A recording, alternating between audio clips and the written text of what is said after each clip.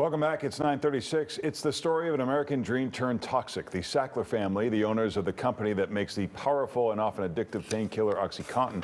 The new book, Empire of Pain, The Secret History of the Sackler Dynasty, examines the family and their role in the opioid crisis. Patrick Radden-Keefe joins us live. Thank you for being with us this morning. Good morning. Great to be with you.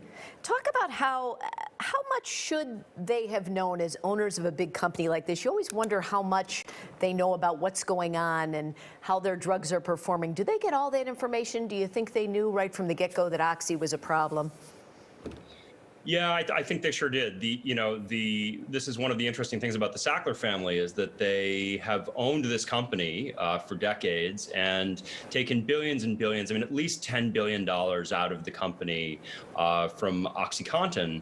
And they have claimed over the years that, they didn't know all that much. They just owned the company. They weren't running it. But one of the things I was able to do in the book is substantiate a real paper trail of, not just knowledge, but real micromanagement by some members of the family of the way in which the company did its business.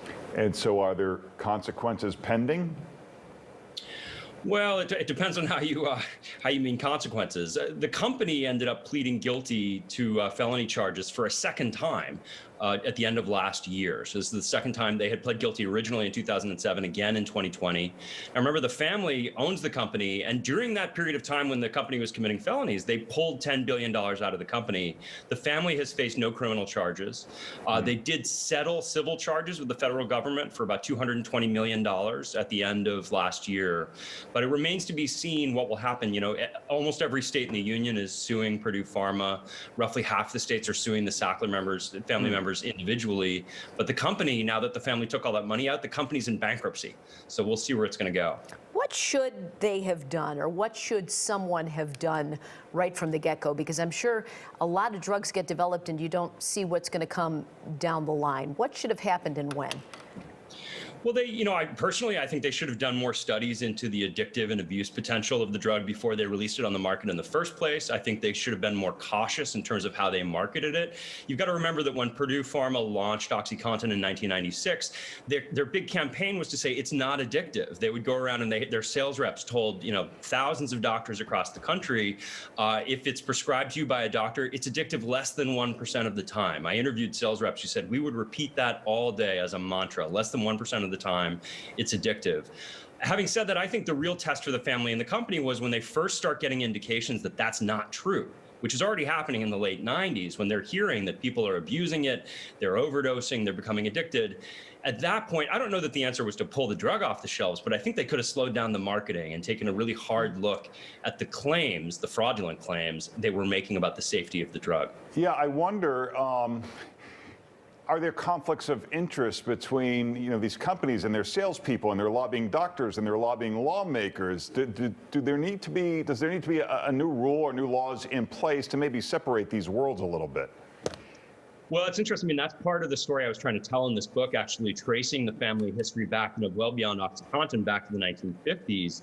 Is the way in which, starting out in the 1950s, you had these three Sackler brothers who were all doctors, but also businessmen. And they were really trying to kind of mingle the worlds of medicine and commerce. They were trying to sort of break down the boundaries between those worlds, I think with pretty devastating consequences for public health. I mean, this family made its first great fortune marketing Valium in the 1960s. So yeah, I think that there's a series of conflicts of interest, and that people should be looking at these issues very hard, because I think that the consumer and the general public safety and public health is who loses. So where does this go going forward, where the prescription and opioid addiction is really gotten out of control? Are they getting a handle on it overall?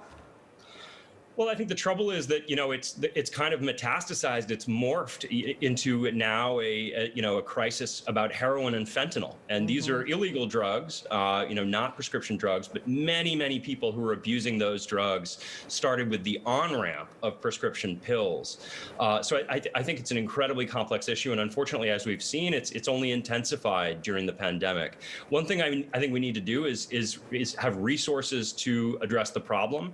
I think a lot of states are trying to get those resources from the companies like Purdue Pharma and other companies that benefited to the tune of tens of billions of dollars from the sale of these drugs. I think there's an expectation that, we, the rest of the country, should not necessarily be left holding the bag, having to pay for this incredibly expensive and difficult crisis. So, Patrick, with the problems that you described, did you talk to anybody in government who says, yeah, we need to step in and untie these knots between commerce and pharmaceuticals and so forth? Otherwise, somebody else could come along and this could start all over again. And start happening again. Yeah, I mean, look, I did talk to many people who are concerned, but I think there are fears that, to give you just one example, that, in the book, I write about this guy, Curtis Wright, who was the FDA examiner who approved OxyContin for sale, and he approved all the marketing. And after he did that, he went and took a job at Purdue Pharma for $400,000 his first year. So you have, that's not somebody sliding a suitcase full of money under a table, but it does sound pretty corrupt to me. So I think there are, deep systemic problems that need to be addressed. All right, Patrick's having a virtual book discussion tomorrow night. You can get the details at andersonsbookshop.com. And for more, you can check out patrickraddenkeefe.com or follow him on Twitter and Instagram. Patrick, thanks for being with us. Thanks, Patrick. Hey, thank you so much. Great to be with you.